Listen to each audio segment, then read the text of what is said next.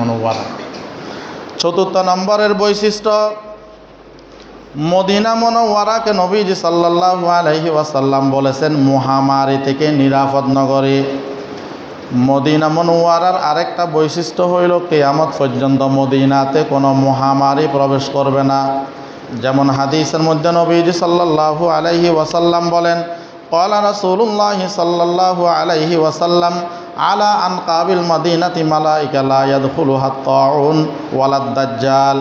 নবীজি সাল্লাল্লাহু আলাইহি ওয়াসাল্লাম বলেন, মদিনার প্রবেশদ্বারে আল্লাহ রাব্বুল আলামিন ফেরেশতাদেরকে সতর্ক প্রহরী রেখেছেন যাতে মদিনার মধ্যে কোনো মহামারী প্রবেশ করতে না পারে এবং মদিনার মধ্যে যেন দাজ্জাল প্রবেশ করতে না পারে, প্রবেশ করতে না পারে। এই জন্য নবীজি সাল্লাল্লাহু আলাইহি ওয়াসাল্লাম সাহাবায়ে কেরামদেরকে মদিনায় বসবাস করার জন্য উৎসাহিত করেছেন।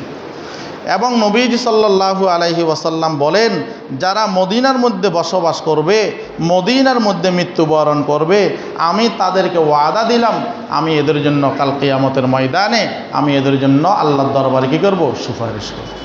আমি এদের জন্য আল্লাহর দরবারে কী করব? সুপারিশ করব। অন্য হাদিসের মধ্যে নবীজি সাল্লাল্লাহু আলাইহি ওয়াসাল্লাম বলেন, মান ইসতাতা মিনকুম আইয়ামুতা বিল মদিনা ফালইয়ামুত বিহা ফাইন্নী আশফাউ লিমান ইয়ামুত বিহা। তোমাদের মধ্যে যার পক্ষে সম্ভব সে যেন মদিনায় মৃত্যুবরণ করে, সে যেন মদিনায় কী করে?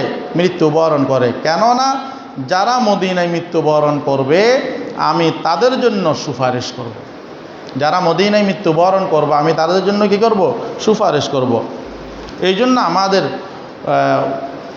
পূর্বসূরি যারা ছিলেন, আমাদের আকাবের যারা ছিলেন, আসলাফ যারা ছিলেন, সালফে সালেহিন যারা ছিলেন, ওনারা আল্লাহর দরবারে বেশি বেশি মদিনায় মৃত্যু হওয়ার জন্য ওনারা কী করতেন? দোয়া করতেন। আল্লাহুম্মা রযুকনি শাহাদাতান ফি সাবিলিক ওয়াজআল মাউতি বিল বালাদি রাসূলিক। অনেকে আল্লাহর দরবারে দোয়া করতেন, আল্লাহ আপনি আমাকে শহীদি মৃত্যু দান করেন, আপনি আমাকে শহীদি মৃত্যু দান করেন এবং আপনি আমাকে রসুলের শহরে মৃত্যু দান করেন, এবং আপনি আমাকে কি করেন? রসুলের শহরে মৃত্যু দান করেন। এই জন্য কবি বলেন, রাহে মেরে মস্কন হাওয়ালিয়ে কাবা বনে মেরে মদফন দিয়া রে মদিনা।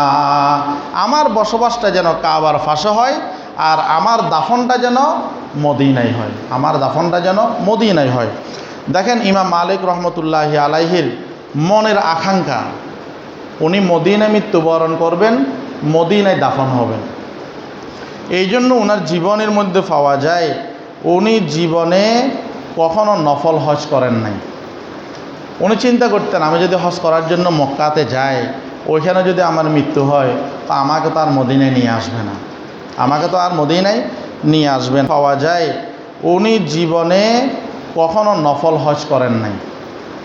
উনি চিন্তা করতেন, আমি যদি হজ করার জন্য মক্কাতে যাই, ওইখানে যদি আমার মৃত্যু হয় তো আমাকে তো আর মদিনায় নিয়ে আসবে না, আমাকে তো আর মদিনায় নিয়ে আসবে না। এবং ইমাম মালিক রহমতুল্লাহি আলাইহির নবীজি সাল্লাল্লাহু আলাইহি ওয়াসাল্লামের প্রতি আরেকটা ভালোবাসা ছিল। ইমাম মালিক রহমতুল্লাহি আলাই যতদিন মদিনায় ছিলেন কোনো দিন জুতা ফাঁয়ে দেন নাই। এখন মদিনার মধ্যে জুতা ফাঁয়ে দিয়ে হাঁটাটা এটা নাজায়েজ না, এটা কি না? নাজায়েজ না। কিন্তু উনি রাসূলুল্লাহ সাল্লাল্লাহু আলাইহি ওয়াসাল্লামের প্রতি ভালোবাসার কারণে, যে নবীজি সাল্লাল্লাহু আলাইহি ওয়াসাল্লামের কদম মুবারক কোন জায়গায় পড়ছে, আমি যদি জুতা নিয়ে হাঁটি তো এটা যদি নবীদের সামনে বেয়াদবি হয়ে যায়, এটা ওনার ব্যক্তিগত বিষয়, এটা ওনার ব্যক্তিগত বিষয়। যেমন একটা ঘটনা আছে, এক বাদশার দরবারে বাবা দীর্ঘদিন খাদেম ছিলেন। এখন বাবা যাওয়ার পরে তার একটা সন্তানকে ওই বাদশার খাদেম হিসেবে নিযুক্ত করছেন। ওই সন্তানের নাম ছিল মুহাম্মদ, সন্তানের নাম ছিল কি? মুহাম্মদ। একদিন বাবা আসছেন যে আমি তো আমার ছেলেকে অমুক বাদশার দরবারে খেদমতের জন্য দিয়ে আসছি, দেখি আমার সন্তান বাদশার সাথে সম্পর্ক কেমন। তো একদিন যখন দেখার জন্য আসছে তো উনি ওনার সন্তানকে ডাকতেছেন বাপের নাম ধরে, এই অমুকের ছেলে কোথায়, এদিকে আস। এখন বাবা চিন্তা করতেছেন, হাই রে, বাদশা মনে হয় আমার সন্তানের উপর কোনো কারণে অসন্তুষ্ট, নয়তো আমার সন্তানের নাম না ডেকে আমার নাম ধরে কেন আমার সন্তানকে ডাকতেছে?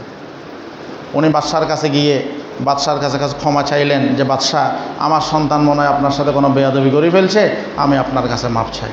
তো উনি বললেন যে তোমার সন্তান তো আমার সাথে বেয়াদবি করে নাই, তো বেয়াদবি না করলে আপনি আমার সন্তানের নাম ধরে না ডেকে আমার নাম ধরে আমার সন্তানকে কেন ডাকছেন?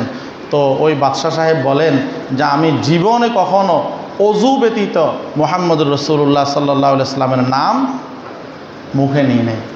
তোমার সন্তানের নাম মোহাম্মদ, এই জন্য আমি এই নামটা জীবনে কখনো অজু ছাড়া নিই নাই। এখন অজু ছাড়া মোহাম্মদ নাম নেওয়া এটা নাজায়েজ না, আল্লাহর নাম নেওয়া এটা নাজায়েজ না, এটা ওনার ব্যক্তিগত একটা আমল, ওনার ব্যক্তিগত একটা আমল, ওনার একটা মোহাব্বত ভালোবাসার বহির্প্রকাশ। তো বলতে চাইছিলাম মালিক রহমতুল্লাহি আলাইহি দোয়া করছেন আল্লাহর দরবারে যেন ওনার মৃত্যুটা মদিনায় হয়, দাফনটাও মদিনা হয়। এবং শাইখুল হাদিস আল্লামা জাকারিয়া রহমতুল্লাহি আলাইহিও উনি সবসময় আল্লাহর দরবারে দোয়া করতেন, আল্লাহ আমার এন্তেকাল যেন মদিনায় হয় এবং আমার দাফনটাও যেন মদিনায় হয়। তো মদিনার 4 নম্বর বৈশিষ্ট্য হলো মহামারী থেকে মদিনা নিরাপদ, এবং যারা সেইখানে বসবাস করবে আল্লাহ রসুল এদের জন্য দোয়া করেছেন, আল্লাহ রসুল সাল্লাল্লাহু আলাইহি ওয়াসাল্লাম এদের জন্য সুপারিশ করবেন, আল্লাহ রসুল এদের জন্য কি করবেন? সুপারিশ করবেন। 5 নম্বর বৈশিষ্ট্য হলো মদিনাতে